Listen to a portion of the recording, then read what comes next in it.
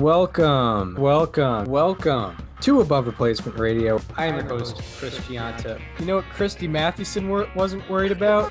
SIERA. When you're thinking about Pedro Siriaco, I mean, the only one that can compete is maybe Hannes Wagner's 1908 season. Over there on the other side of the screen is Daniel Curran. Like, if we just clip together every time we've talked about him on other people's profiles, we've done a Mickey Cochran episode. I can't get past Rabbit Marinville. It's not necessarily Hall of Fame. It's not necessarily above average, but we can guarantee you we are better than just the standard replacement level college sophomore. And welcome to Above Replacement Radio, where we're talking baseball kind of whenever. I am your host, Chris Gianta. Over there on the other side of the screen is Daniel Curran. How you doing, Daniel? Chris, I'm doing pretty well today. We were going to record on Sunday, but my internet decided that we weren't going to. So now it is Monday at 11 o'clock, and we're going. There's 2 hours till the first game starts today. So some of the information in this podcast might be dated by the time you're listening to this, because Rays and Blue Jays are going to be underway, but nonetheless, we're going. Right, yeah. Well, hopefully we can avoid some of those teams in terms of talking about their statistical data, but what can you do? Anyway, we have a little bit to talk about here. First of all, we have to talk about a thing we completely forgot to address last week, and I think luckily we didn't, because we already had a lot of things to talk about already in our last episode. But the best player in baseball, Mike Trout, it was announced that he was going to be out for 6 to 8 weeks with a right calf strain, and really puts him behind the eight ball. Definitely puts the Angels behind the eight ball, and not what you want to hear whatsoever. Yeah, I mean, I can donate whatever he needs. I can be a donor. I don't need any of my body parts. He needs it more than I do. So I would be willing to help out in this case. Yeah, 6 to 8 weeks. And, you could argue that Mike Trout was having his best season in his career thus far until this injury happened. He was actually kind of slumping down to a OPS below 1100, but, top of the leaderboards in OPS, on base percentage, and a variety of other statistics, and probably takes him out of the MVP race. Unfortunately for us, as we both predicted he would be the MVP of the American League. Yeah, but I mean, three of our 6 MVP picks are gone. Yeah, right. It's true, and I don't know what kind of takeaways do we have from this. This is just so bad for baseball as a whole. Like, I mean, I know the Angels are the real losers here because they're losing not only their best player, but just like the key to their success, essentially. Like Rendon hasn't really been getting it going lately. Ohtani and Walsh can only do so much. The pitching has just been the Angels pitching. Dylan Bundy hasn't been up to it. Andrew Heaney hasn't really developed the way everyone would hope. Same with Griffin Canning. Like, this team is they've been underperforming as a whole. I had them finishing second in this division behind the Astros. I had them beating the Oakland Athletics. But as a team, they've been struggling, and it's not going to get any better with this injury.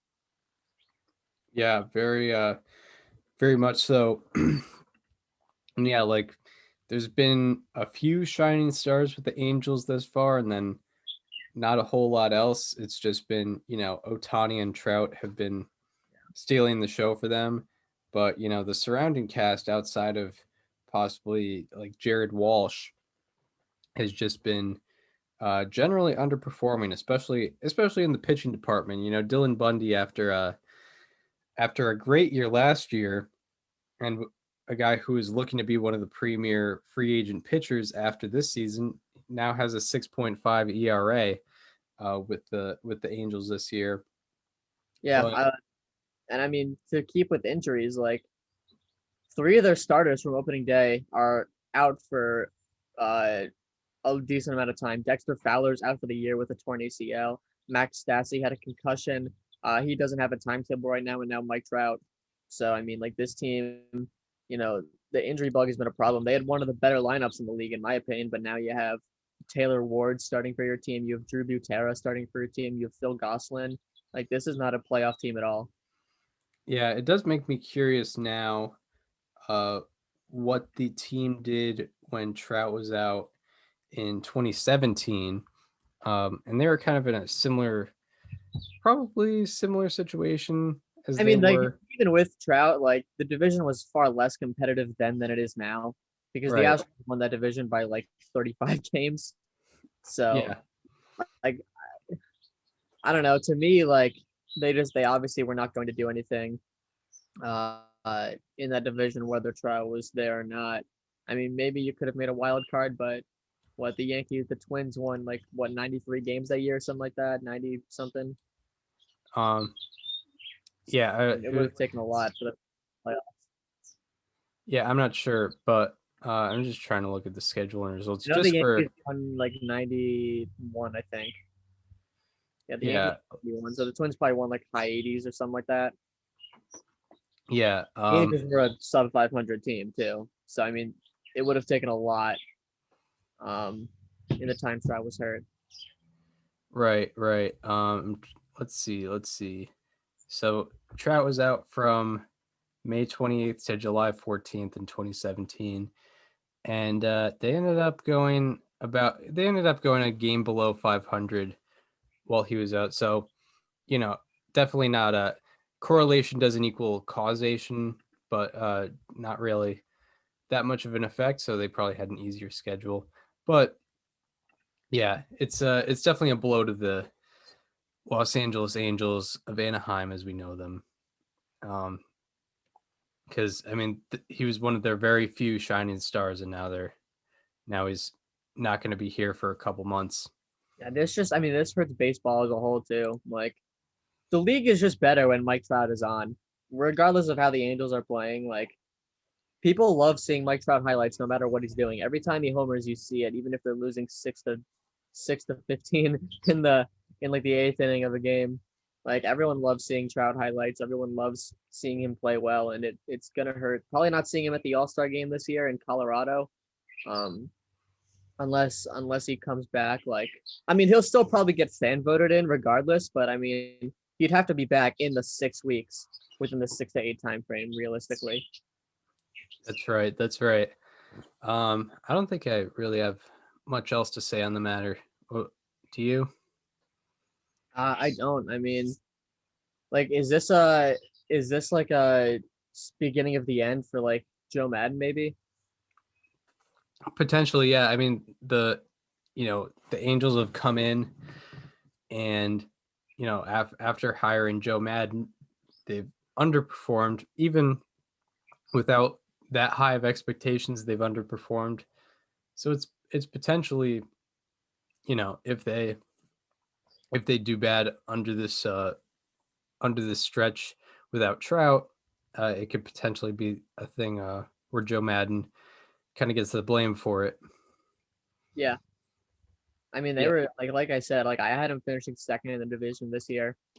So under 500 is not acceptable in my opinion, and I think it does start with Joe Madden. I think this team needs a culture change once again. I mean, they had Mike Scioscia for a while, who is sort of old school. I don't want to say Joe Madden is old school because he very much is not, but I just don't think he's the right fit for the Angels right now. I really do feel like they need a younger sort of guy, like most teams do right now, because that's kind of the new wave of managers. But I guess we'll have to see.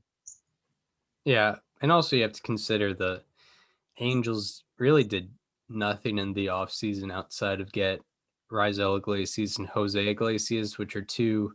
Maybe they got Alex Cobb and Jose Quintana and Dexter Fowler, but Dexter Fowler is kind of a non-factor because of his injury. And who knows right now? They did not do anything major despite having some decent pitchers on the market, or decent starting pitchers on the market. They only got Cobb and Quintana.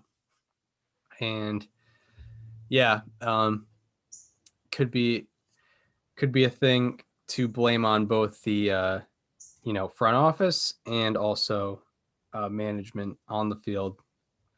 But who knows what will happen with the Los Angeles Angels? They are not really in a competitive situation as it stands right now.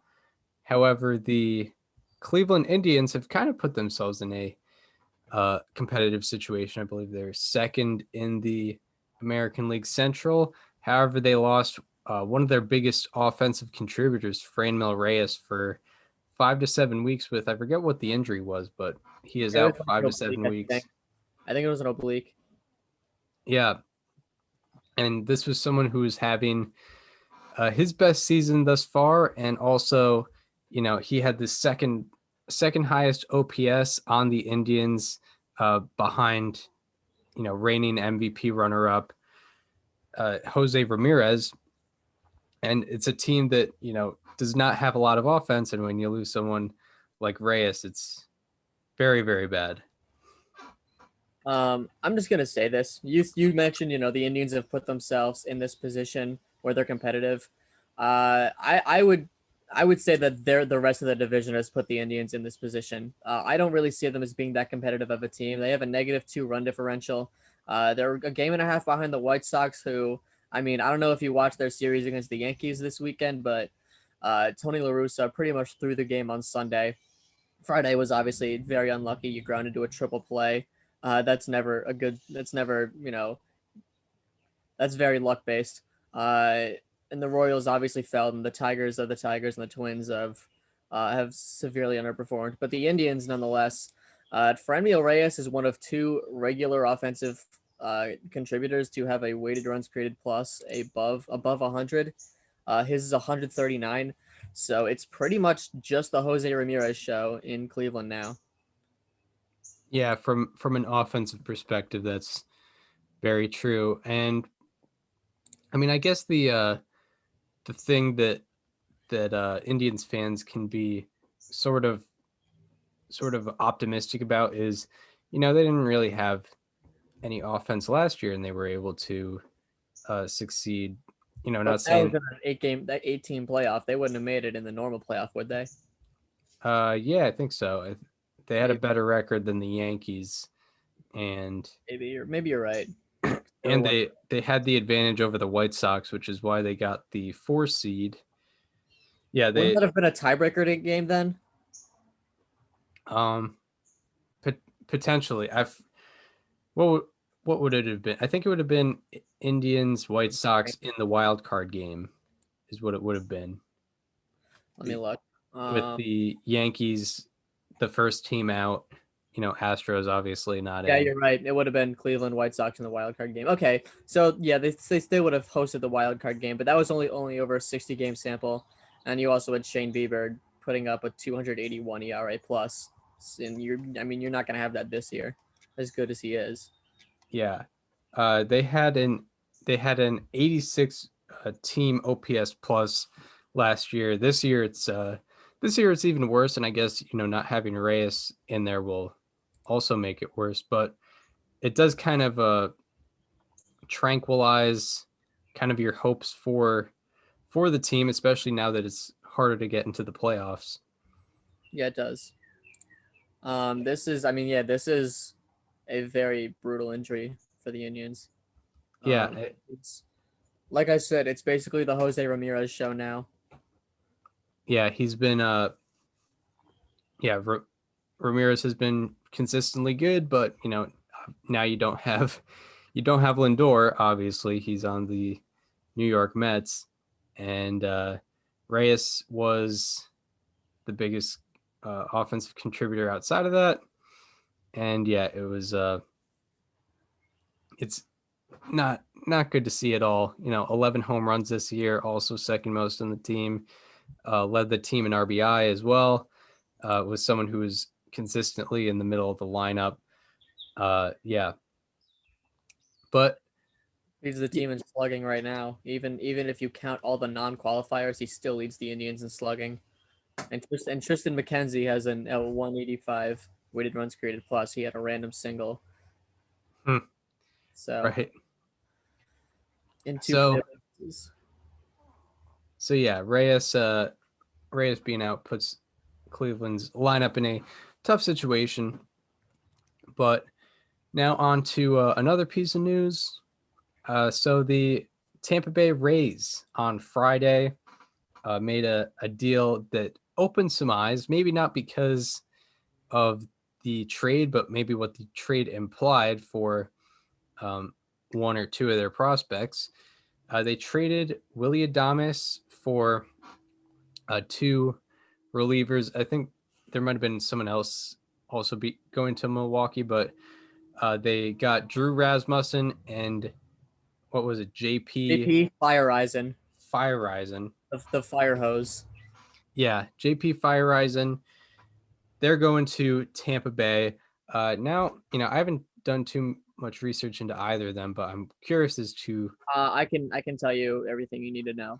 Yeah, I'm curious as to what those two bring to the table, but it was kind of implied that maybe the Rays were giving a shot at Wander Franco. However, that's probably not going to happen, and they're going to have another shortstop prospect. Taylor Walls came up. I mean, even like Vidal Brujan too. Like it could have been him. It could have been who? Vidal Brujan. He's another top prospect in middle infielder. Yeah, could have been another guy like that. So yeah, they had plenty of depth at the position. So they ended up trading Willy Adames. So usually when these trades happen, Chris, I'm usually pretty neutral on it. I usually understand both sides of it. I cannot believe the Brewers gave up this much. I seriously can't believe it. Like I think the Rays absolutely fleeced the Brewers in this deal. Willy Adames, I get the Brewers' motive here. They have the 26th best F4 from their shortstops with 0.1. So that's obviously a desperate need of theirs. Their shortstops are hitting 190, 291, 332 this season with a 73 weighted runs created plus. So I certainly understand the motive for this deal, but I mean, giving up I get the Rasmussen wasn't exactly one of their key bullpen pitchers, but Fireisen was right up there, like with Hader and Williams in the back end.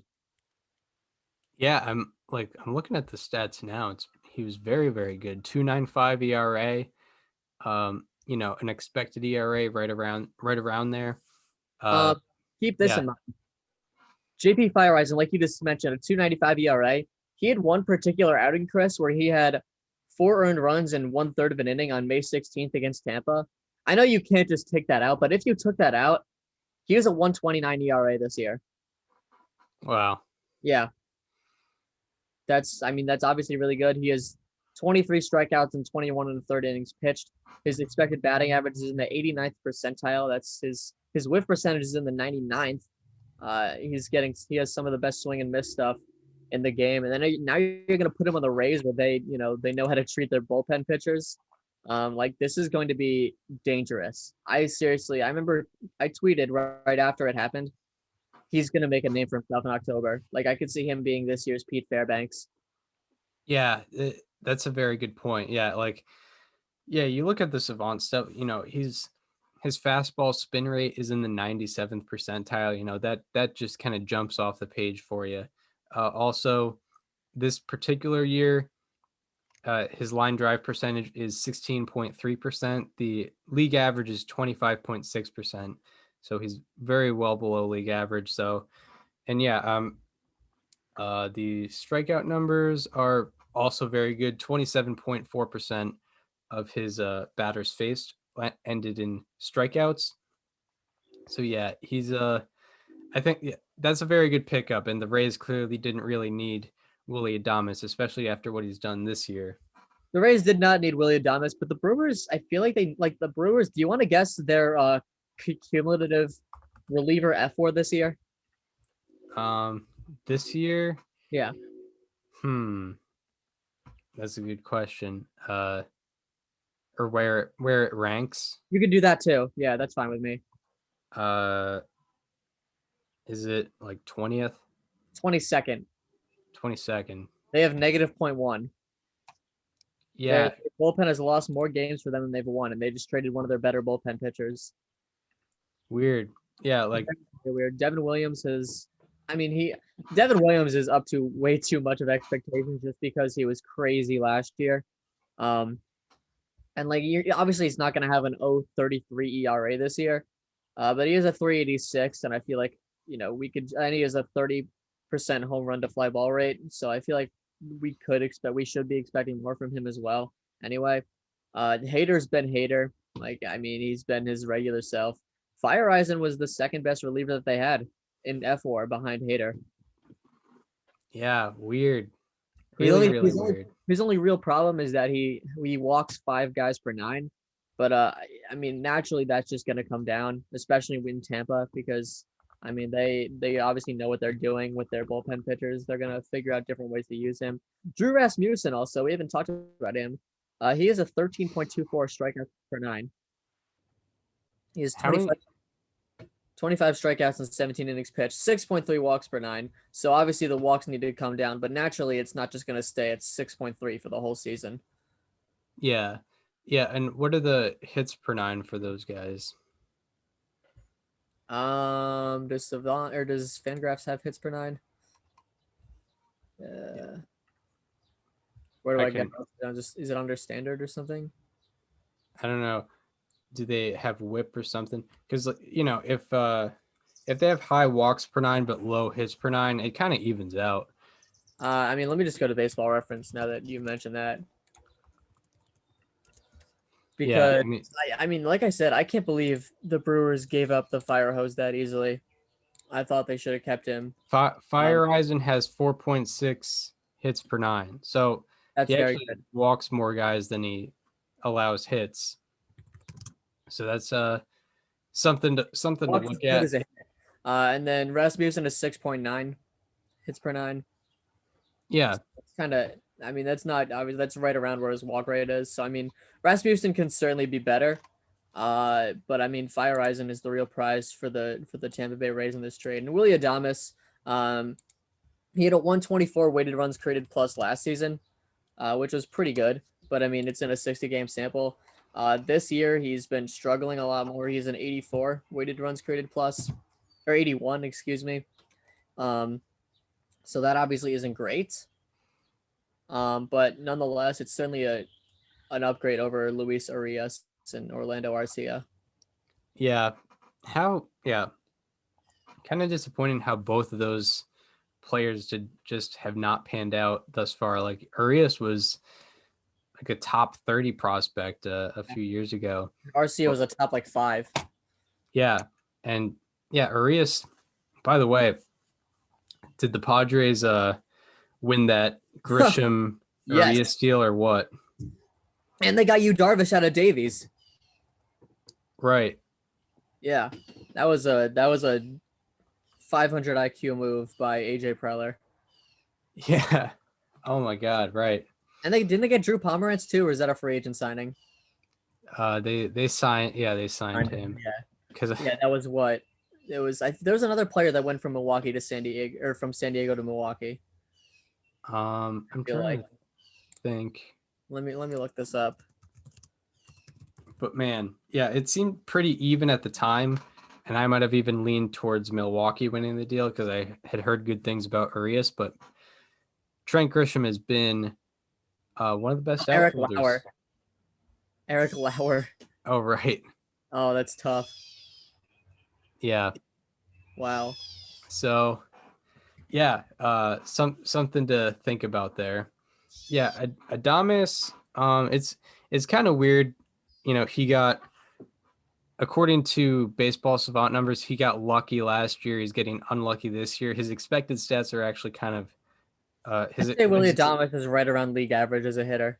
Yeah, right. Yeah, and his expected weighted on base average is actually better than it was last year, and it's very small sample size. So, but yeah, I mean he's kind of a league average hitter. I don't know what he does in the field. It says he's like a little below league average, except in 2019 where he did very well in 2019 defensively. According to Savant. Yeah, outs above average. So, I guess it is an upgrade. I haven't really seen what Arias and Arcia have done. Arcia is tearing it up in the minors. Orlando Arcia? Yeah, with the Braves. He was a 1090 OPS last I checked. Oh right, yeah, he's not even on the Brewers anymore. Yeah, they traded him to the Braves. I forgot about that. Mm-hmm. Yeah. Arias, interesting. I guess yeah, Arias has better numbers than Adames right now, but Adames probably has the better track record. Any more on the trade?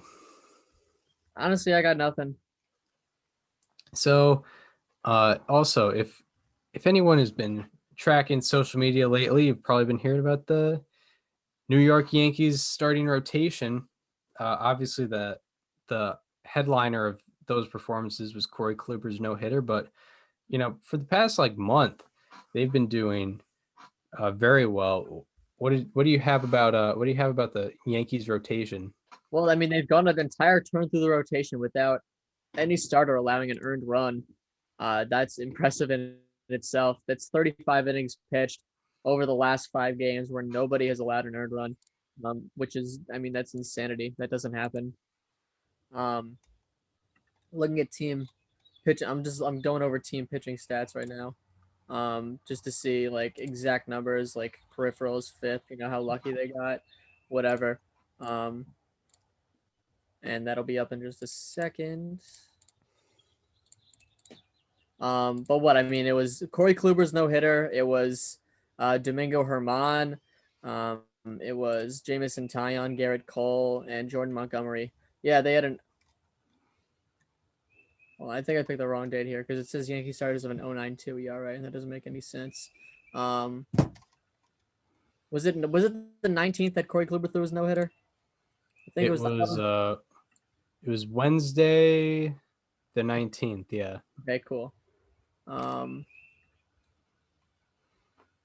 Yeah, I'm gonna look at what they've done, at least in the month of May. What these Okay, here we go. They have a 1.69 FIP and a 3. They have 1.6 wins above replacement in 5 games. That's that's crazy. That is nuts. The Marlins and White Sox both have 1.0. Marlins, by the way, Cody Poteet has been killing it lately. I don't know if he was your how about that. I hope he wasn't now. But he's 2-0 with a 106 ERA through 3 starts. But anyway, the Yankees, they have they lead the league in not strikeouts per 9. They had 9.26, which is very good. Walks per 9 was excellent. They had 1.54. That leads the American League. Home runs per 9. They played in the small park in Yankee Stadium, the big park in Texas. They allowed none. The only other team that allowed none was their counterparts in the New York Mets. They had a 198 BABIP against. That led the American League. Obviously, the left on base percentage was 100%, as you can very well imagine. Ground ball percentage, they were 6th in the majors. Home run to fly balls, there were none, obviously. And then ERA was obviously a 0. FIP and XFIP, they were both leading as well. So I mean, in all, shout out to the Yankee fans that wanted Aaron Boone fired when they were at 6-11. They are 22-8. Wow. Yeah. In the last 5 turns through the rotation, I guess, maybe unofficially, Corey Kluber, 35 1/3 innings pitched, 1.78 ERA. Garrett Cole, 33 innings pitched, 1.91 ERA. The strikeouts per 9 in that sample.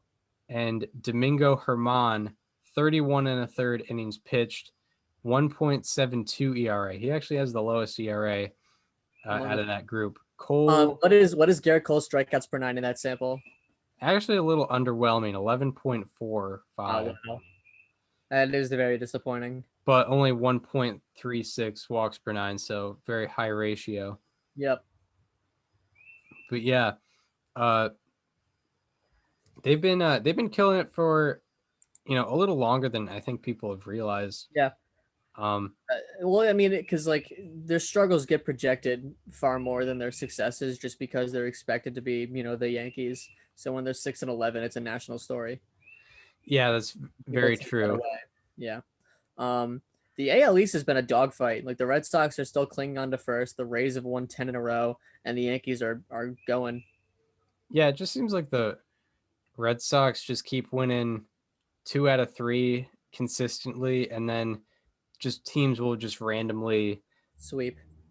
just go about and go on crazy winning streaks. By the way, Yankees since April 26th, their starters have a 2.60 ERA. Or actually, I should probably see where that ranks in the majors. But yeah, the Red Sox have been the division leaders since I think probably like mid-April. But teams are ready to catch up. The Rays still on that winning streak, right? Yeah, they've won 10 in a row. Yeah, so they're looking very dangerous. The Rays this week are playing. I don't think they're playing today because most teams are off today. Oh no, they're playing the Blue Jays again. That's right. I literally mentioned that earlier in the show. They finish up with the Blue Jays, and then they play the Royals at home. That should be another sweep. Yep. I don't know if they're. Isn't Danny Duffy on the IL actually? I don't know. Yankees rotation, by the way, since April 26th, best starter ERA in baseball. Yep. So I pointed out the Giants rotation in the last episode, but maybe it should have been about the Yankees.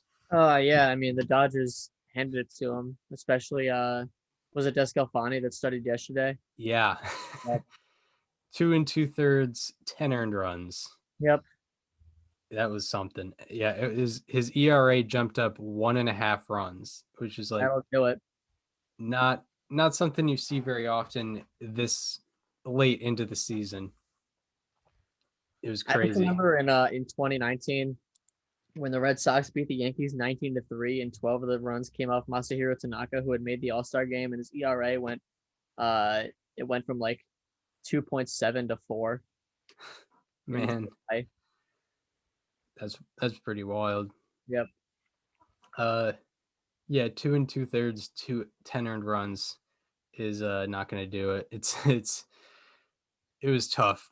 But I mean, Alex Wood did well, or he did all right, but the Giants lost a 2-1 ball game there, and then they had Scott Kazmir go. Yeah, I didn't even realize he was still in the league. Yeah, I mean, shout out to that guy. Just keep it on going. Yeah. Like, now I'm curious because apparently that was his first start in like 2016. Since 2016. Like 5 years, this guy has just been. That's in the 2008 Rays. Yeah, exactly. 2004. That's crazy. Yeah, it was literally his first start since 2016.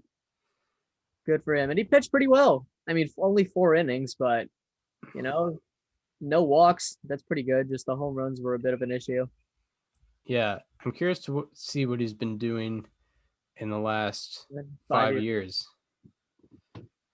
Yeah, I remember, he was one of the best pitchers in the American League East. So he was in high A for 1 game in 2017. I'm guessing he had some sort of major injury, because then in 2020 he played in an independent league. He played for an independent league, and then this year he played in AAA and had a 2.84 ERA. Or actually, it was only 1 start, 6 1/3, 2 earned runs. So I guess he looked good enough in camp to come on up for a start. I don't know what their injury. I don't know who he came in to replace for a game. I'm trying to look at their roster right now, but it wasn't Gausman, Wood, or Desclafani. I think Logan Webb, or either Logan Webb or Aaron Sanchez, one of the two. He came in to pitch for. So that was pretty fun. But yeah, the Giants rotation, or Anthony Desclafani did not fare well, but the Yankees rotation, they're looking like one of the better ones in baseball after all the concerns about them, previous to. And don't forget, Luis Severino's coming back. Yeah, right. Yeah. Is there any timetable on the guy?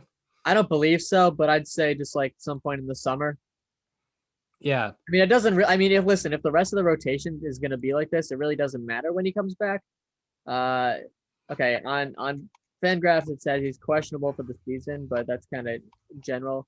I mean, I'd say like my guess would be like July or August because I don't think Aaron Boone is going to rush him if the rest of the rotation is going to be is going to perform very well because they obviously don't desperately need him right now, but he's certainly a nice addition to have for a playoff run. Yeah. And that reminds me, there's going to be no one, or unless I'm forgetting someone, there's like going to be no starting pitchers on the trade market this year. Max Scherzer, and that's it. Oh, right. Yeah. Max Scherzer. I didn't expect the Nationals to do so poorly. I did. But I was not high on them. yeah, I'm trying to see, on the MLB trade rumors list, who is potentially on a non-competitive team this year that can be traded. I mean, yeah, I don't know. Not too Cubs are much. competitive now, by the way. That's a team I wasn't high on that is starting to prove me wrong. They're 13-7 in May. The Cubs. Yeah. Right. Yeah, they They won are 2 out of 3 against the Cardinals. 2 games out of first. Yep, Yeah, they're 2 games out of first. That's something to look at. Yeah, Brewers have been kind of out of it, but I would expect them to recover. They'll be fine. I'm not worried. They're a very talented team. Yeah.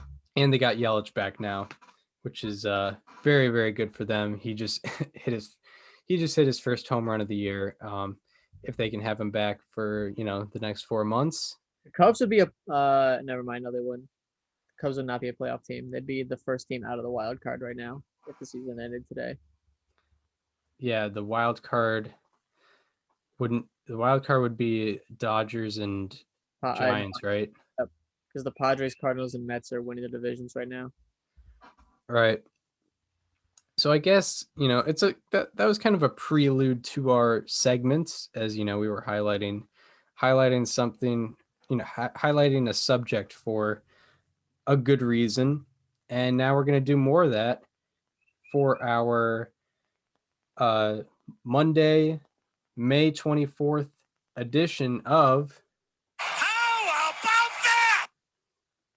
So, what subject do you have to highlight for this week? I'm looking at a guy who is on a team that's been underperforming this year, but he has certainly not been. I'm talking about Austin Riley today. Through 47 games this season, he's slashing .320 with a .414 OBP, .549 slugging for a .963 OPS. That's good for 159 weighted runs created plus. Now, if you're a true Austin Riley enthusiast like I am, you would know that in 2019 when he first came up, he also did very well, but then he cooled it down real heavy and ended up with somewhere in the 80s weighted runs created plus that season. Well, to the exact same sample, the 47 games in 2019, he was slashing .263, .320, .564, .884 for 119 weighted runs created plus. So Austin Riley this season is 40% better than what he was through this exact same sample in 2019, where he fell down to earth hard. So I'm talking about Austin Riley today. And by the way, his walk percentage has been excellent. I think he's never walked more than 10% of the time, and he's up to 11 now. And his weighted run, his wins above replacement coming into the season was, I believe, 0.1 or negative 0.1 or something like that. It is now 1.2 this season. So he is really turned it on. He's really doing what he was supposed to do all along this season so far. Wow. I did not know about how successful he was this season, kind of carrying the Braves lineup. Yeah. He and So Austin Riley. How about that? My how about that? I couldn't really find anyone else for this week, at least no one I was that confident in. But I think I probably should talk about this guy, as he was actually one of my players to watch, and he's still doing very well. Richard Rodriguez. He's, if you're unaware, closer for the Pittsburgh Pirates, and he has allowed 6 hits, walked 1 batter, and allowed 1 run in his 19 innings pitched this year. He is 6 for 6 in save opportunities, and he also has a 3-0 record. Along with that, 100th percentile in expected ERA, and what's actually pretty remarkable is he has pitched 3 times in extra innings and has not let anyone in any of those times. That is insane. Yeah, with the runner on second, nobody out. He's pitched 3 times and has gotten out of that every single time, which is probably why he has a 3-0 record. It's easy to get a loss in a situation like that. He also, Richard Rodriguez has not allowed a base runner in 12 of his 18 plate appearances, 2 out of 3. And his 12 appearances without allowing a base runner are tied for the most this season. So Richard Rodriguez is getting a... How about that? Richard Rodriguez, very good and potential trade target for teams needing bullpen help. He's not a free agent after this year or the next year, but the Pirates don't really have a direction, so they can kind of trade him. Ask the Dodgers for Kevin Love. Yeah, exactly. They can trade him while he's hot. Get him, tradable, the stock is high, as they say. So he's been looking amazing and could probably help a playoff team out later on in the season. But now we go from the highs to the lows, where we're talking about players or subjects who have not been doing so hot. So now for our Monday, May 24th edition of Slightly Alarming. All right. So what player do you have to highlight for the wrong reasons this episode? Yeah. I'm talking about Jorge Soler today because he has been dreadful. He is slashing 182, 263, 331 for a 594 OPS. He has 4 home runs, and his home run percentage is 5% below what it was in 2019 when he set the all-time Royals franchise record with, I believe, 43. Is that right? It was 45? It was somewhere in the 40s. Yeah, I know Moustakas had 38 and he got over that. I think it was 45. Yeah. His launch angle has increased by 2.5 degrees above what it was in both 2019 and 2020. He had the same launch angle in both of those years, and he's hitting the ball a little higher this year. And his percent of getting under the ball has gone up 7% from what it was last year. I believe it went from, I don't know the exact number, but I mean, he's the problem within Jorge Soler comes in where he's hitting the ball, because he's getting under it way too much. He's popping out more. And that's, that is a bad sign, especially when you play in a pitcher friendly ballpark, no matter what kind of power you have. I mean, like that's never a good sign. You want to be, hitting line drives at pretty much all times. His under percentage has gone from 21% to 27%. So it's increased by 6 degrees, or 6%. So that's an issue. And Jorge Soler has been, even with his average exit velocity and hard hit percentage in the 95th percentile, he has still been struggling mightily offensively, and his expected batting average is in the 26th percentile, and his K rate's in the 12th percentile. So that's never going to help. Jorge Soler. Slightly alarming. Yeah, Jorge Soler. Actually, I looked it up on Baseball Reference. He had 48 home runs in 2019. Okay, we were way off. Yeah, like it's crazy. And he had a 137 OPS plus. How do you hit 48 home runs with a 137 OPS plus? That's a 2019 moment. Yes, it is very much so. So now my slightly alarming is another AL Central outfielder. Actually, this past offseason when he was acquired by Cleveland, I mentioned that he was one of just 6 outfielders to have a qualifying season with an OPS plus of 105 or better every year from 2017 to 2020. However, now Eddie Rosario is hitting 212 with a 582 OPS through 42 games this He had a season. decent start to the season too, so like that's probably even worse since a certain date. Yeah. In fact, in his last 27 games, he is hitting 194 with a 496 Boom. OPS. We're on the same wavelength. Yeah. And since April 20th, he has the fourth lowest F WAR among 157 qualifiers. And his ground ball percentage is the highest, and his launch angle is the lowest it's been since 2016. So not getting the ball in the air as much as he would like to, getting weaker contact and running into outs more in general. As he's known as someone who can hit the ball over the fence, but he only has 3 home runs thus far this year. So Eddie Rosario is looking Slightly alarming. not the best. Yeah, not great with the Reyes injury as well, because you need, that like I said, Rosario's struggling, Reyes is gone. It's the Jose Ramirez show. Yeah, Rosario's is someone you really expected to bring some offense to your outfield, but just the opposite. He caught the plague. He caught the plague that Franmil Reyes did not catch. Although is Franmil Reyes more at DH or outfield? He's a DH. Yeah. So okay. When he was in San Diego, he was an outfielder. Right.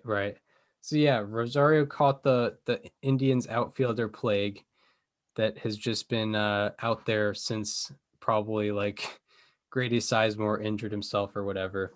It's been there ever since. But yeah, not the best. So after all that, we can get into our preview of the weekend ahead, or the week ahead, as we just finished the weekend. Any series in particular tickling your fancy? I'm not even going to look at a series. I'm looking at one particular game that everybody should have to tune in on. On Wednesday, Chris, Dodgers Astros in Houston. The probable starter for the Los Angeles Dodgers is Trevor Bauer. Oh, right. He will be facing Houston in Minute Maid Park for the first time since 2018, I believe, when he lost in the playoffs with Cleveland. This is going to be so much fun because since 2018, it's sort of been Trevor Bauer versus the world with this Houston thing. And it's going to be Trevor Bauer versus the world in Minute Maid Park on Wednesday. He was, I'm sure you saw over the weekend when he left the game against the Giants, he was doing the I can't hear you sort of thing. Yep. I cannot imagine the shenanigans he's going to be pulling if he slices and dices the Astros on Wednesday. I cannot wait. Yeah, man. Because you know what? It's going to be entertaining either way. Either he's going to get rocked and it's just I'm very interested to see what happens there, or he's going to dominate and he's going to be doing cartwheels on the mound after every strikeout. It's going to be a show. Yeah, I didn't even realize the possibility of that happening. Yep. This upcoming series. The rest of the series will be cool as well because Joe Kelly, the return of him in Houston. But the game to watch is Wednesday. Yeah, and Houston, I know they had a half capacity, at the start of the season. They might even be at full capacity now. So it's going to be a lot of boos being thrown Bauer's way and potentially Joe Kelly's way if he gets in the game. If he gets out on the mound. Yeah, that's going to be fun. Definitely will be more fun once the series hits Los Angeles, which I believe will be happening in August. Yeah, I really just care about Trevor Bauer in Houston because he's been going out that entire fan base for years, since before the scandal even happened. It's obviously his first time facing them since the news broke. It's gonna be fun. It's gonna be so much fun. It's destiny. This needed to happen. I'm glad it is happening. My series to watch, kind of interesting. A team that's been doing very hot and a team that's been doing kind of cold. Brewers versus Padres in Milwaukee. Milwaukee actually swept them earlier in the season in a 3-gamer before the Padres went to face the Dodgers.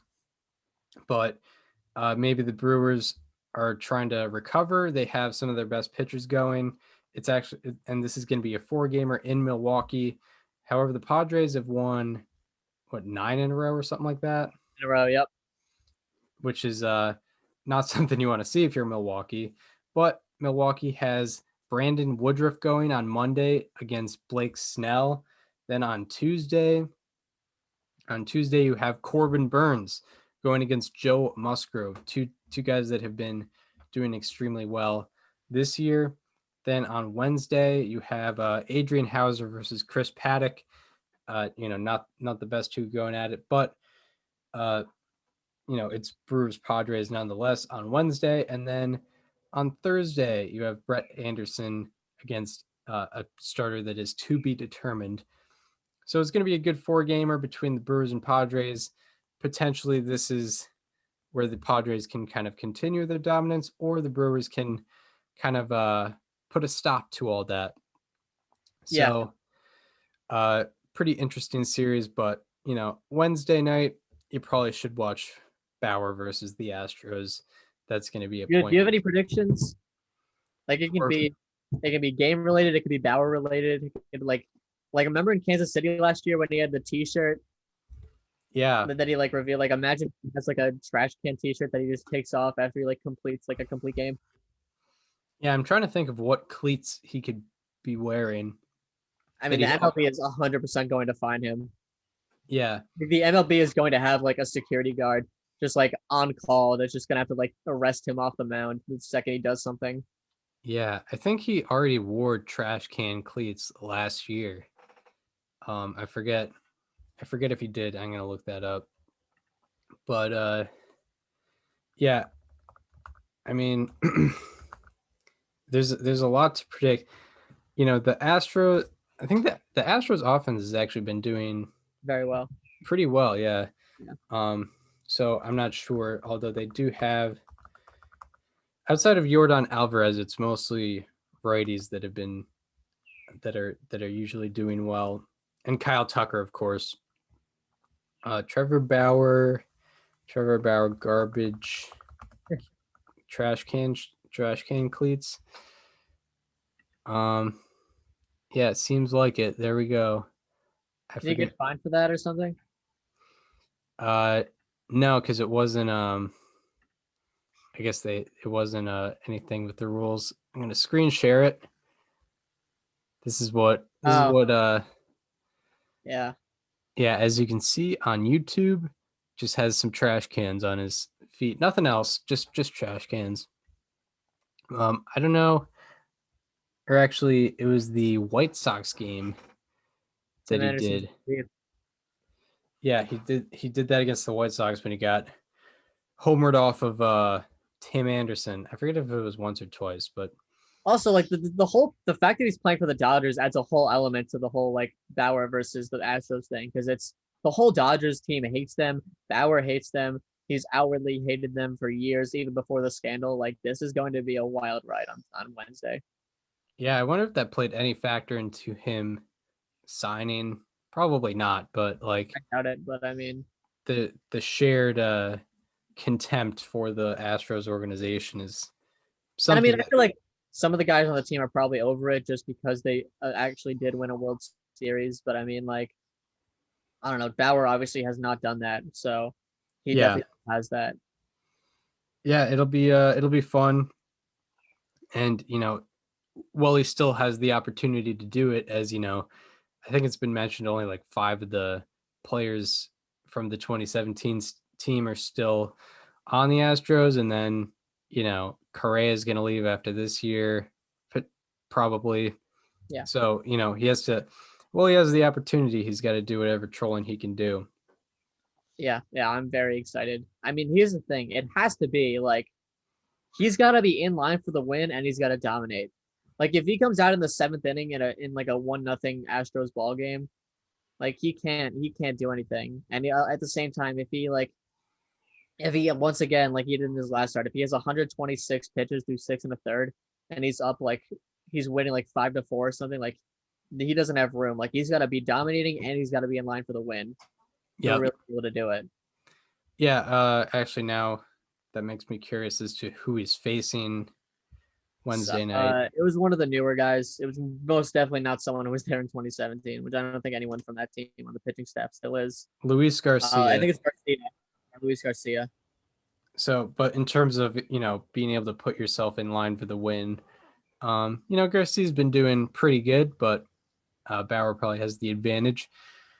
It's only a 2-game series. You also got Kershaw versus Greinke. Yeah, right. Two future Hall of Famers. 2 future Hall of Famers and former teammates. Correct. Yeah, the 1-2 punch of the 2015 and 2016 Dodgers. No, not 2016. 2014. 2014 and 2015 Dodgers. Yeah. So that does it for this edition of Above Replacement Radio. We hope you enjoyed this one.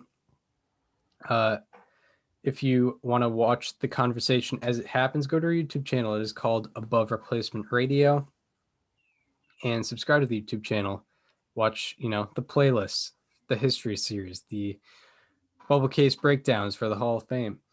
And also follow us on social media. Follow me on Twitter at Chris_Gianta. Follow Daniel on both Twitter and Instagram at Daniel_Curran.